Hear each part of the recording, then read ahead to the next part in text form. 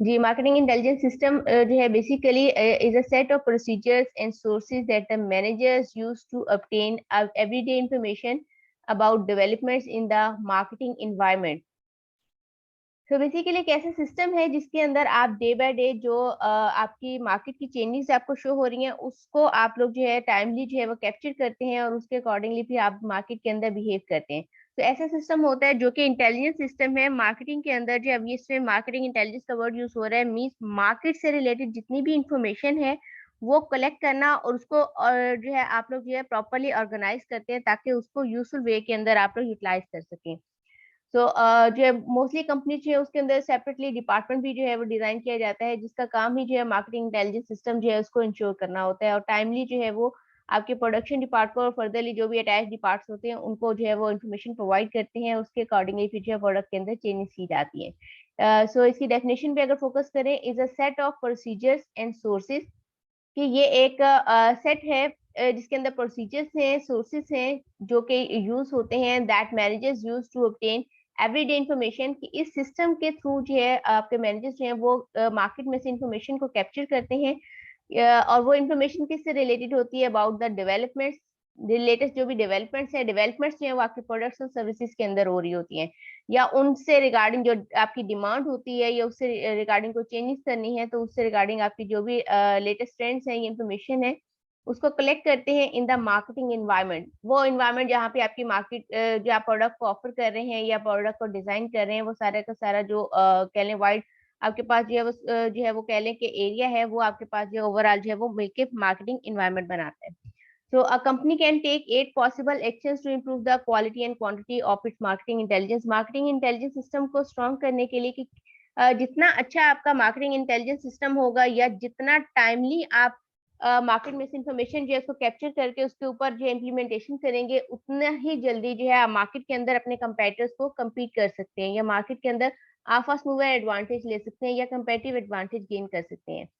तो proper information आपने market में से कैप्चर करनी है और इन टाइम करनी है और उसके ऊपर इन टाइम कलेक्ट करने के बाद जो है इन्फॉर्मेशन के ऊपर फर्दरली इम्प्लीमेंटेशन भी होनी चाहिए इन टाइम। तो प्रोसेस बेसिकली जो है प्रोसीजर जो है चेन फॉर्म के अंदर जो है वो वर्क करता है। तो जिसके अंदर जो है फाइनली जो आपकी प्रोडक्ट है उसके अंदर वो चेंज शो होना चाहिए प्रैक्टिकली और जितना जल्दी जो इस चीज को इनकॉर्पोरेट कर लेता है वो मार्केट के अंदर सक्सेसफुल हो जाता है। तो इस सिस्टम को मजीद जो है क्वालिटी वाइज और क्वांटिटी वाइज जो है वो स्ट्रॉन्ग करने के लिए कुछ स्टेप्स हैं जिसके अंदर train and motivate the sales force to spot and report new developments के आपने जो है अपने जितनी भी सेल्स फोर्स है उसको आपने टाइम टू टाइम ट्रेन करना है उसको आपने बताना है कि आपने क्या करना है किस तरीके से इंफॉर्मेशन मार्केट में से कैप्चर करनी है और इस इंफॉर्मेशन को आपने किस तरीके से फर्दरली कम्युनिकेट भी करना है। So motivate distributors, retailers and other intermediaries to pass along important intelligence। अब आपको पता है कि जो डायरेक्ट कनेक्शन होता है आपके कस्टमर या आपके जो है कह लें कि आपके कंज्यूमर के साथ में वो डायरेक्ट कनेक्शन आपके डिस्ट्रीब्यूटर्स रिटेलर्स जो है मोस्टली रिटेलर्स का सबसे ज्यादा जो है वो इंटरेक्शन रहता है। इसके अलावा बाकी के मेंबर्स जो है अगर आप होलसेल का बिजनेस कर रहे हैं तो वहाँ पे भी आप डायरेक्ट डीलिंग करते हैं तो उसमें ये है कि कस्टमर जो है वो आपको जो है वो सडन से जो है वो कह लें कि फेस टू फेस जो है वो फीडबैक दे रहा होता है तो इमीडिएट आपका फीडबैक होता है और वो जेन्युइन फीडबैक होता है जिसके अंदर आप लोग जो आपको जो प्रोडक्ट से रिगार्डिंग आपका जो भी एक्सपीरियंस रहा है चाहे वो गुड एक्सपीरियंस था बैड एक्सपीरियंस था या आपको लगता है कि इसके अंदर कोई चेंजिंग की जो है वो फर्दर रिक्वायरमेंट्स हैं तो आप उसको शॉपकीपर को बता देते हैं तो उसके अकॉर्डिंगली फिर जो है वो चीज़ों को रिवाइज कर देते हैं या अल्टीमेटली वो इन्फॉर्मेशन जो है वो कंपनी तक पहुंच जाती है। So hire the external experts to collect intelligence के कुछ कंपनीज ऐसी भी करती हैं कि वो उनके पास सेपरेट से जो है इंटेलिजेंस सिस्टम नहीं होता है तो वो बजाय इसके कि अपना एक्सपेंडिचर जो है वो उस सिस्टम को बिल्डअप करने पे या उसको एफिशिएंट बनाने पे लगाए वो इस इंटेलिजेंस सिस्टम को जो है वो कह लें कि आउटसोर्स कर लेती है। तो एक्सटर्नल जो है वो हायर कर लेती है जिनका काम जो है या किसी ने अगर वो इन्फॉर्मेशन जो है वो कलेक्ट की हुई है तो मोस्टली एज थर्ड पार्टी जो इंटेलिजेंस सिस्टम भी वर्क करते हैं तो आप उनकी वो सर्विसेज जो है या उनसे वो जो भी इंफॉर्मेशन है वो आप उनसे गेन कर लेते हैं।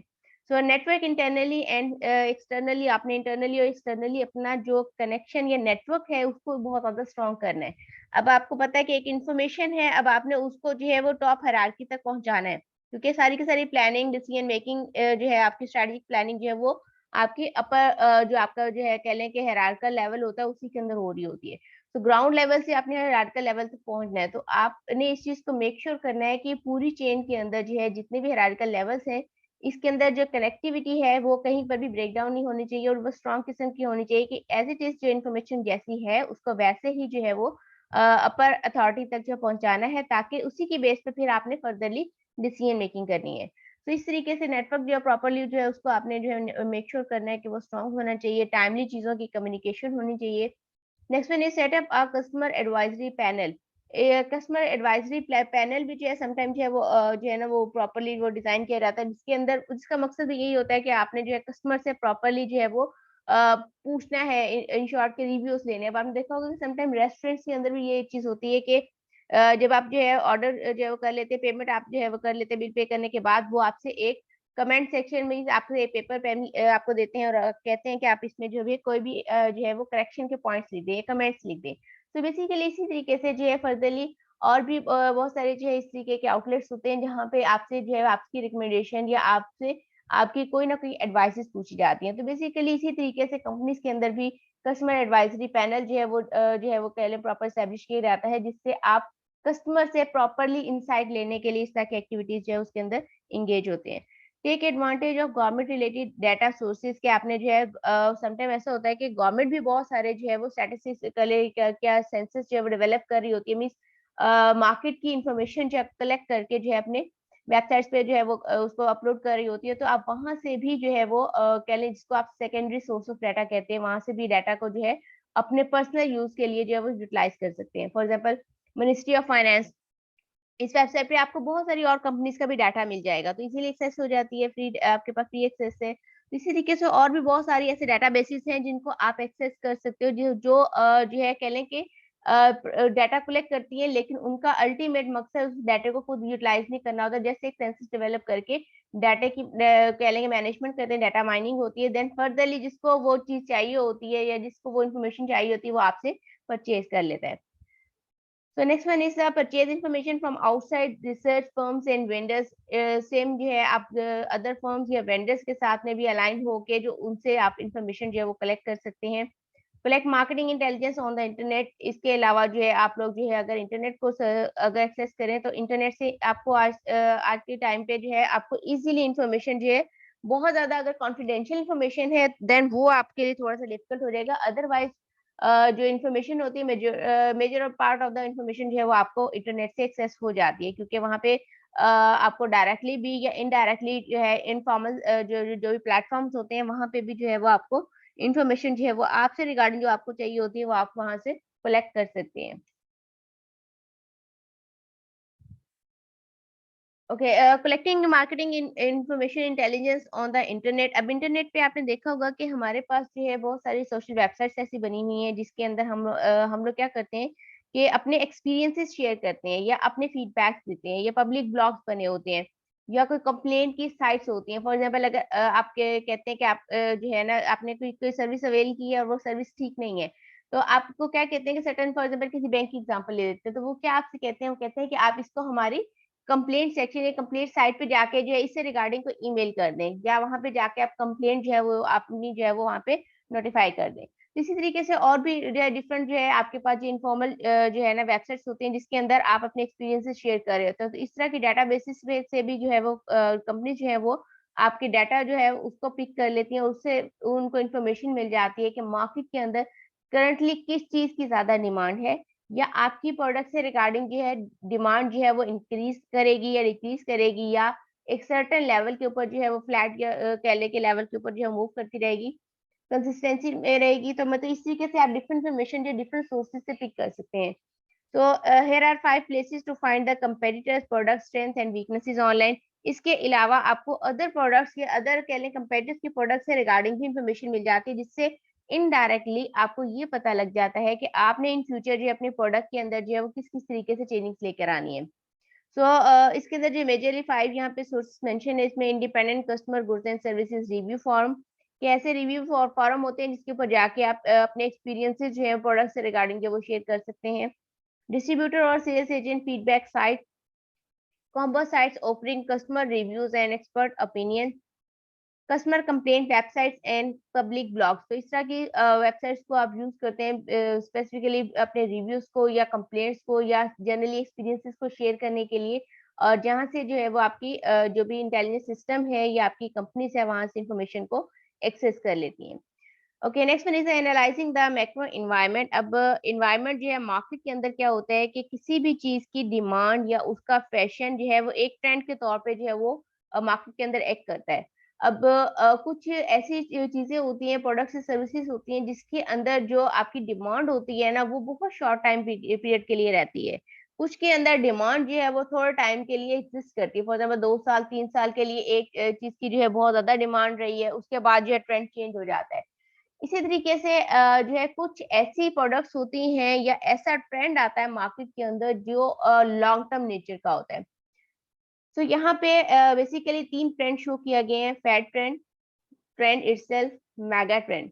सो ऐसा ट्रेंड जो कि अनप्रडिक्टेबल है और कह लें कि बहुत सडन से उसके अंदर चेंज आता है, मतलब एक पैटर्न चल रहा है, पैटर्न चलने के बाद सडन से वो प्राइसेस अप हो जाती हैं या प्राइसेस जब डाउन हो जाती हैं। तो ऐसा ट्रेंड बेसिकली अनप्रडिक्टेबल ट्रेंड कहलाता है। फॉर एग्जाम्पल आप देखें कि जैसे पेट्रोलियम की प्राइसेस हैं। अब आपने देखा है कि ये ऐसा ट्रेंड है जिसको आप प्रिडिक्ट नहीं कर सकते। किसी भी टाइम क्या होता है कि पेट्रोल की प्राइसेस जो है वो अप हो जाती है, कभी वो जो है डाउन हो जाती है या फर्दरली जो है मजीद जो है वो एक ड्रास्टिक कह लें कि आपके साथ में वो इंक्रीज हो जाती है। तो ऐसी ट्रेंड जो है जिसको आप कहते हैं कि आप प्रेडिक्ट नहीं कर सकते और शॉर्ट लिव्ड होती हैं, थोड़ा टाइम के लिए जो है वो होता है, तो वो आपके पास जो है आपका अनप्रडिक्टेबल जो है ट्रेंड कहलाता है, जिसको आप फैट ट्रेंड कहते हैं, या डिमांड से रिगार्डिंग जो भी आपके प्रोडक्ट है उससे रिगार्डिंग जो है वो मार्केट के अंदर प्रिवेल करता है। And without social economic and political significance, जो इसकी कोई सिग्निफिकेंस नहीं है, लेकिन ये है कि वो शॉर्ट टर्म होता है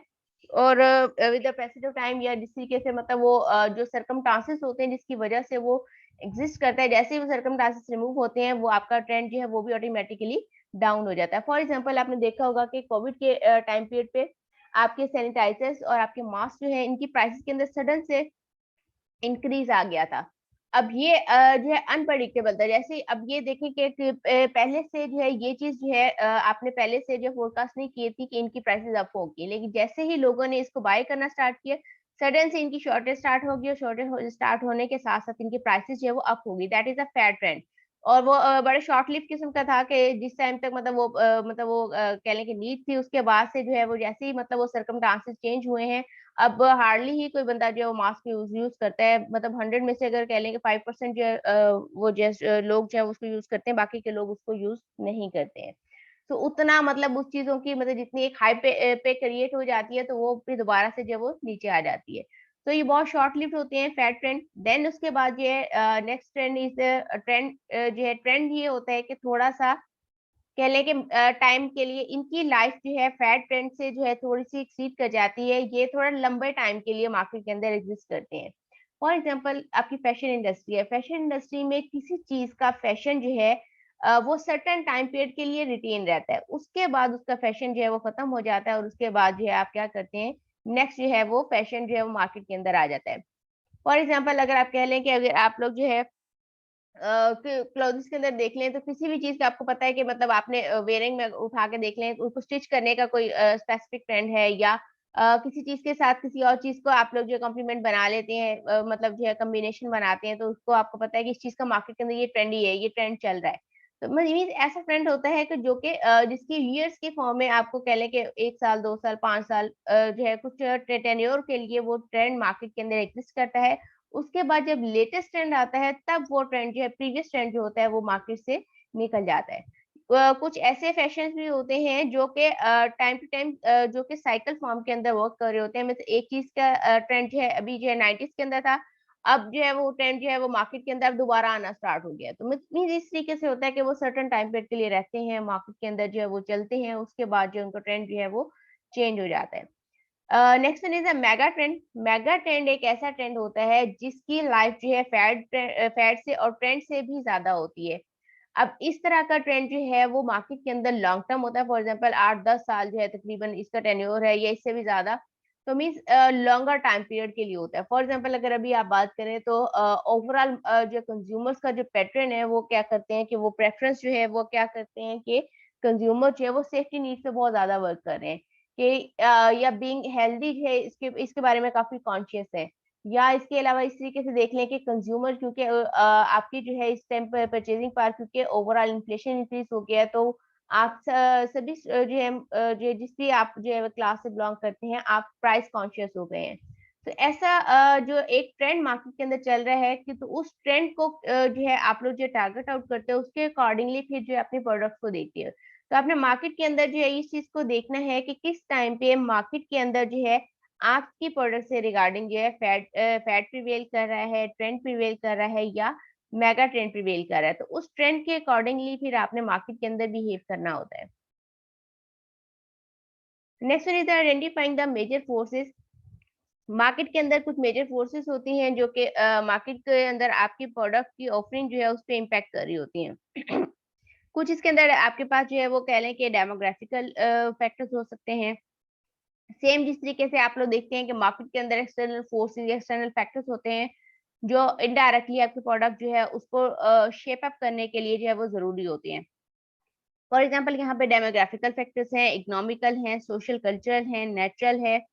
टेक्नोलॉजिकल है एंड पॉलिटिकल या लीगल फैक्टर्स। ओवरऑल आपने देखा होगा कि जब आप प्रोडक्ट बनाते हैं तो प्रोडक्ट के अंदर इटसेल्फ डिमांड, प्रोडक्ट की डिमांड से हटके भी बहुत सारे एक्सटर्नल फैक्टर्स होते हैं जिनके कह लें कि जिनका इन्फ्लुएंस जो है वो आपकी प्रोडक्शन या आपकी प्रोडक्ट या सर्विसेज के ऊपर जो है वो काफी इन्फ्लुएंस कर रहे होते हैं। फॉर एग्जाम्पल कल्चरल फैक्टर, अब आपने देखा है कि कोई प्रोडक्ट अगर आप यहाँ बनाएंगे, इस चीज का जो है पाकिस्तान में या एशियन कंट्रीज के अंदर इस चीज का कह लें कि आपके पास जो है वो ट्रेंड नहीं है, या ये चीज आपके यहाँ के जो है उसके एक्सेप्टेबिलिटी के अंदर नहीं आती, तो ऑब्वियस सी बात है कि उस चीज का यहाँ पे आप बिजनेस जो है वो रन नहीं कर सकते। फॉर एग्जाम्पल अगर आप जो पाकिस्तान के अंदर बात कर लें तो आप अपना यहाँ पे ओपनली जो है वाइन का बिजनेस स्टार्ट नहीं कर सकते। ये सिर्फ, और आप जो है इस तरीके की जो प्रोडक्ट्स हैं जो आपको लगता है कि यहाँ पे वो नहीं चल पाएंगी, वही प्रोडक्ट्स अगर आप जो है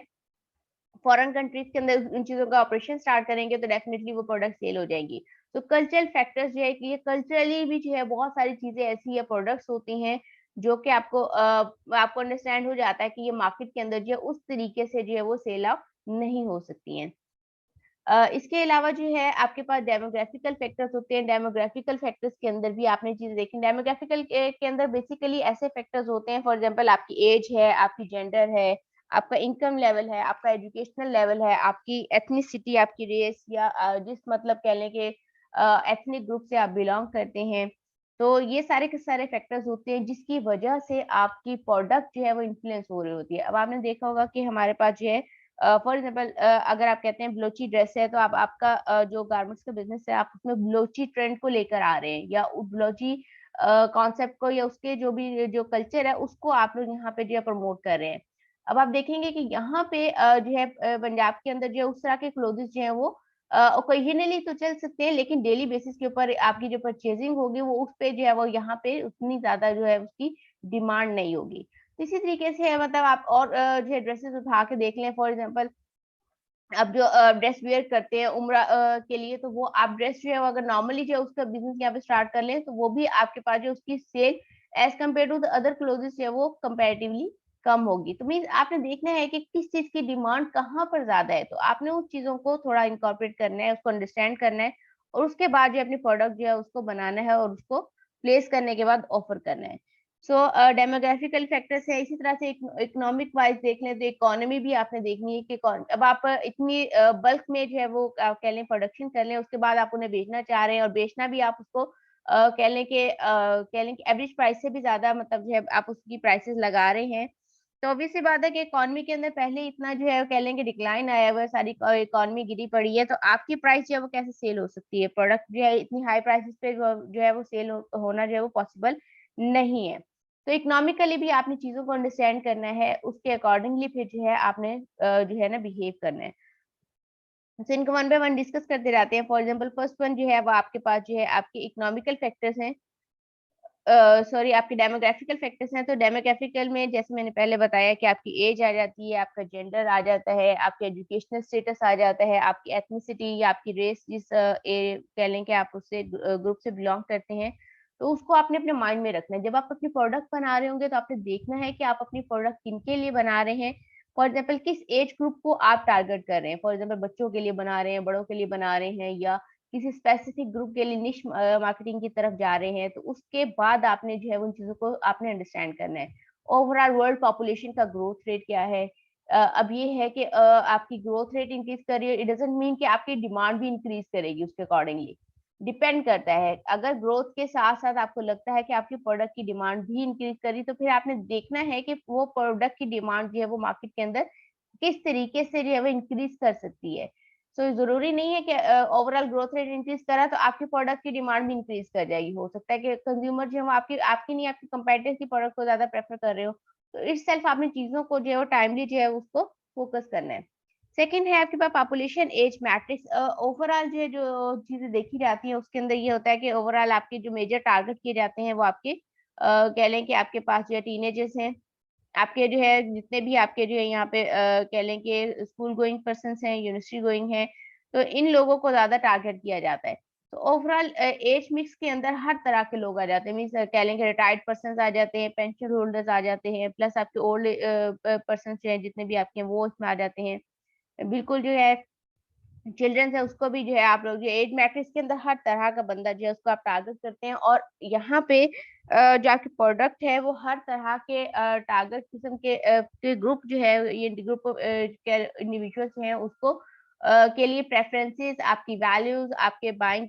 जो डिमांड्स होती हैं, बिहेवियर होता है, वो सब के लिए डिफरेंट होते हैं। तो हर बंदे के लिए जो डिफरेंट आपकी प्राइसेस हैं, उसकी प्रेफरेंसेस, लाइकिंग डिसलाइकिंग, उनको आप लोगों ने देखना है और उसके हिसाब से फिर आपने जो है उसको जो है ना अपनी प्रोडक्ट जो है उसको आपने डिजाइन करना है।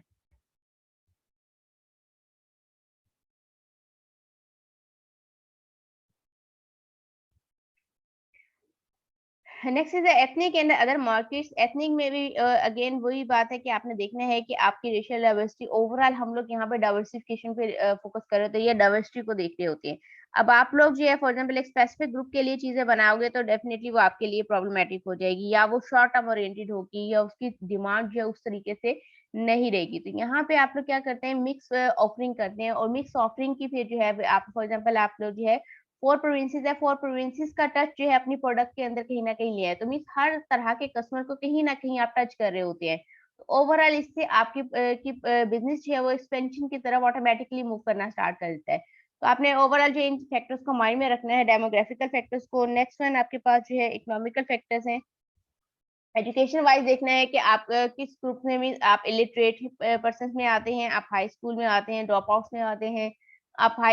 स्कूल डिप्लोमास में आते हैं, कॉलेज डिग्रीज आपने जो है वो कर रहे हैं, या प्रोफेशनल डिग्री आप कर रहे हैं, या आप बिजनेस पर्सन हैं, जॉबियंस हैं। तो मीन्स किस कह लें कि आप लोग जो है उसके अंदर जो है ग्रुप के अंदर लाइक करते हैं। उसके बाद जो है उसके अकॉर्डिंगली फिर उनकी नीड्स को असेस करते हुए फिर आपने प्रोडक्ट जो है उसको देखना है। ऐसे ही हाउस होल्ड पैटर्न के अंदर आपने देखना है कि आपकी बीइंग हाउस होल्ड आपकी क्या-क्या स्पेसिफिक नीड्स हो सकती हैं, ये क्या डिमांड हो सकती हैं, उसको आपने जो है वो कह लें कि आपने असेस करना है, और उसके बाद जो है आपने प्रोडक्ट को डिजाइन करना है। नेक्स्ट वन आपके पास इकोनॉमिकल फैक्टर्स हैं। इकोनॉमिकल फैक्टर्स के अंदर आपने ओवरऑल इकोनॉमी को देखना है कि इकोनॉमी जो है उसके अंदर ओवरऑल जो है आपकी ग्रोथ के कह लें प्रॉस्पेरिटी नजर आ रही है या नहीं आ रही, ये सेम पैटर्न फॉलो हो रहा है, या इकोनॉमी फर्दर जो है वो आपने फोरकास्ट की है कि मजीद इकोनॉमी गिरने के जो है वो चांसेस हैं।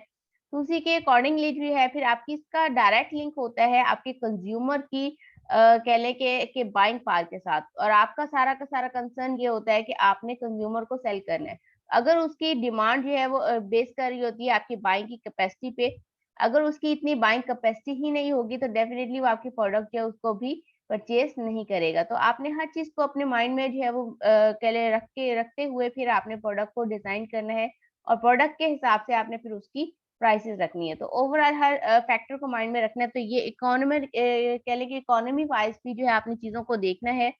जिसके अंदर कंज्यूमर की साइकोलॉजी आपने माइंड में रखनी है, इनकम डिस्ट्रीब्यूशन के ओवरऑल लोगों के पास इनकम जो है वो कितनी है, मीन्स कितनी इनकम लेवल उनका कितना है, और उसके अंदर से परचेजिंग पावर कितनी है, कितना वो बचाते हैं और कितना उनके पास लगाने के लिए कितना है। तो कितनी चीज़ मैक्सिमम उनकी अफोर्डेबिलिटी के अंदर आती है, तो उसके हिसाब से फिर जो है उन लोगों ने परचेजिंग करनी होती है। तो हर चीज़ को आपने माइंड में रखते हुए देन आप लोगों ने मूव करना होता है कि प्रोडक्ट को मार्केट के अंदर इंट्रोड्यूस करवाएँ तो किस प्राइसेज़ के ऊपर जो हम प्रोडक्ट को जो करेंगे। और अगर आपको लगता है कि इतनी जो कॉस्टली प्रोडक्ट जो है वो मार्केट के अंदर सक्सेसफुल नहीं हो पाएगी, या इस सर्टेन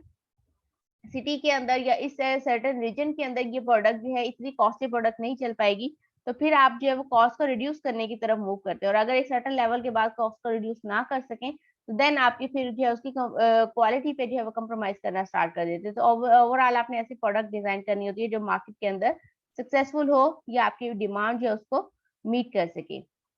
नेक्स्ट है सोशल फैक्टर्स है जिसके अंदर आपको पता होना चाहिए कि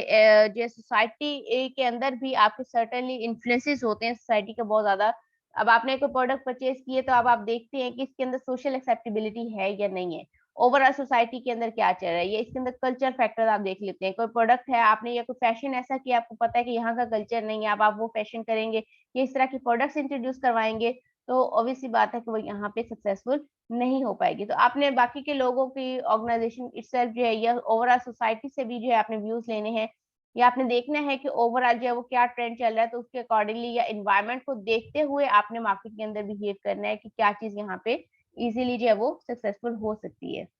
नेचुरल फैक्टर्स अगेन जो है कॉर्पोरेट जो है recognises the need for to integrate the environmental issues into the firm strategic plan. Overall जो है आपने नाम सुना होगा कॉर्पोरेट सोशल रिस्पॉन्सिबिलिटी का, कि आपके पास जो ओवरऑल सोसाइटी के भी जो है कोई कह लें ऑब्लिगेशंस होती हैं, ये सिर्फ आपके पास राइट्स होते हैं जिसको आपने जो है वो माइंड में रखना है। तो मीन सोसाइटी के अंदर भी आपने ये देखना है कि आपके जो भी ऑपरेशंस हैं उससे डायरेक्टली या इनडायरेक्टली जो है सोसाइटी जो है वो अफेक्ट नहीं होनी चाहिए, कोई हार्मफुल इफेक्ट नहीं होनी चाहिए। मीन अगर आपकी किसी बिजनेस से जो है कह लें कि ऐसा वेस्टेज जो है वो आप उसको एग्जॉस्ट करते हैं, या स्मोक है, या कह लें कि इस तरीके से केमिकल जो है वो निकलते हैं जिसकी वजह से आपको लगता है कि सराउंडिंग अफेक्ट हो सकती है, तो इस तरह की आपको उसके ऊपर जो है कोई ना कोई जो है वो कह लें कि एक्शन लेना है, ताकि जो है इनडायरेक्टली भी जो है वो सोसाइटी उससे अफेक्ट ना हो। ओवरऑल सोसाइटी के या एनवायरमेंटल जो भी आपके फैक्टर्स या इश्यूज होते हैं उसको भी आपने साथ के साथ में इन व्यू रखना है और उसको आपने जो है रिमूव करते जाना है।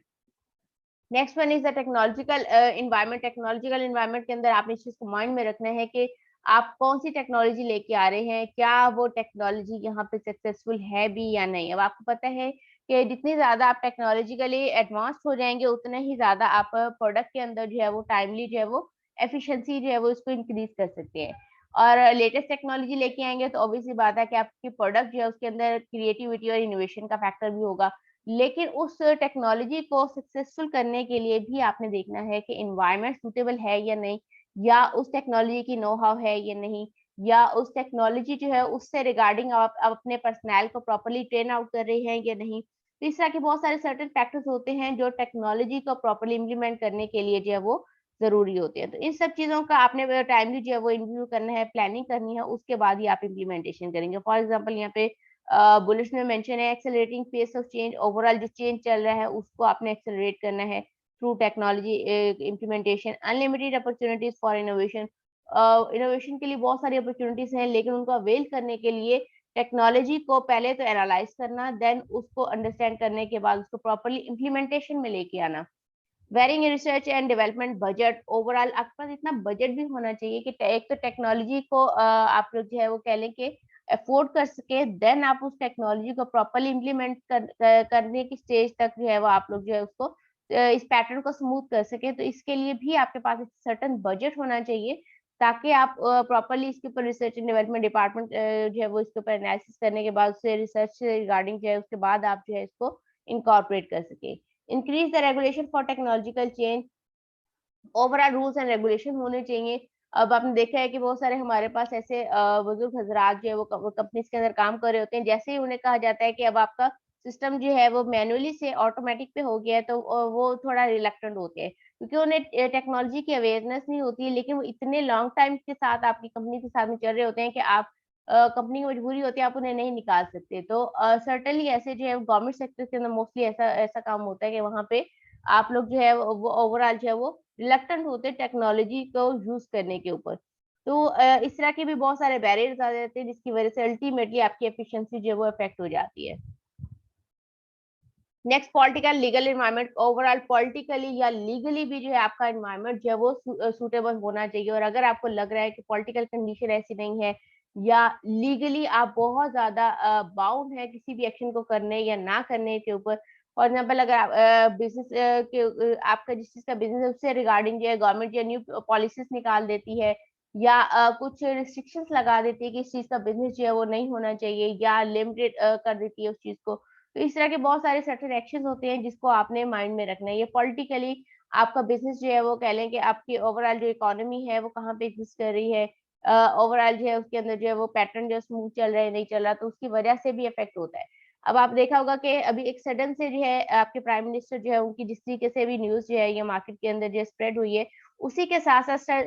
जो है अल्टीमेटली जो है वो कह लें कि पैरेलली जो है वो आपके पास जो है स्टॉक प्राइसेज़ जो है वो भी जो है उनके अंदर भी एक अपवर्ड मूव नज़र आया है। स्टॉक एक्सचेंज जो है उसके अंदर एक अपवर्ड ट्रेंड जो है वो नज़र आया है। तो इस तरीके से ओवरऑल जो है वो कह लें कि चीज़ें इस तरीके से इंटरलिंक्ड होती हैं और कंबाइनली जो है वो मार्केट के अंदर एक्ट कर रही होती है। तो पॉलिटिकली बहुत ज़्यादा इन्फ्लुएंस होता है क्योंकि इकोनॉमी जिसके अंदर आप रह रहे हैं उसका सारा का सारा डिपेंडेंसी जो है वो यही लीगल और पॉलिटिकल के ऊपर बेस कर रही है। मीन्स अगर आपका बिज़नेस बहुत अच्छा है, उसकी डिमांड भी बहुत अच्छी है, लेकिन आपकी इकोनॉमिकली कह लें कि पॉलिटिकली जो है या कह लें कि लीगली आपका एनवायरनमेंट सूटेबल नहीं है, तो वो प्रोडक्ट जो है वो मार्केट के अंदर फेल हो जाती है। तो ओवरऑल इस तरह के जो है डिफरेंट फैक्टर्स जो है वो आपने अपने माइंड में रखने हैं जब आप प्रोडक्ट जो है उसको मार्केट के अंदर लॉन्च करना चाह रहे हैं या उसको मार्केट के अंदर नेक्स्ट टाइम के लिए जो है वो इन ट्रेंड जो है वो लॉन्ग टर्म के अंदर देखना चाह रहे हैं। इस लेक्चर को यहीं पर एंड करें, अटेंडेंस जो है वो मार्क कर लें।